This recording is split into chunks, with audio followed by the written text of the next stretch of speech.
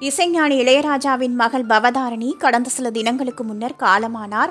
புற்றுநோயால் பாதிக்கப்பட்ட அவர் அதற்கான சிகிச்சைக்காக இலங்கைக்கு சென்றிருந்த நிலையில் அங்கு அவர் உயிர் பிரிந்தது. பவதாரணியின் மறைவு இளையராஜாவின் குடும்பத்தினரை பெரும் துயரத்தில் ஆழ்த்தியுள்ளது.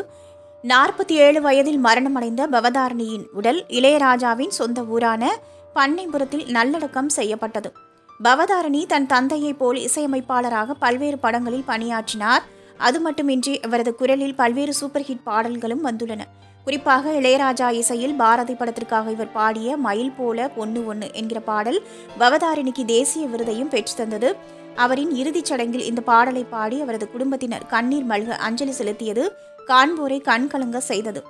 இந்நிலையில் பவதாரணியின் சகோதரரான வெங்கட் பிரபு அவருடன் எடுத்த கடைசி புகைப்படத்தை தன்னுடைய இன்ஸ்டாகிராம் பக்கத்தில் பதிவிட்டுள்ளார்.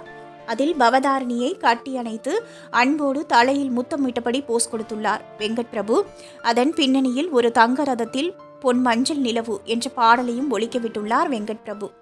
அதேபோல குடும்பத்தினர் அனைவருடனும் பவதாரணி கடைசியாக எடுத்துக்கொண்ட புகைப்படத்தையும் பதிவிட்டிருக்கிறார் வெங்கட் பிரபு. அந்த புகைப்படத்தில் தன் தம்பி யுவன் சங்கர் ராஜா அருகில் நின்றபடி சிரித்த முகத்துடன் ஆனந்தமாக போஸ் கொடுத்துள்ளார்.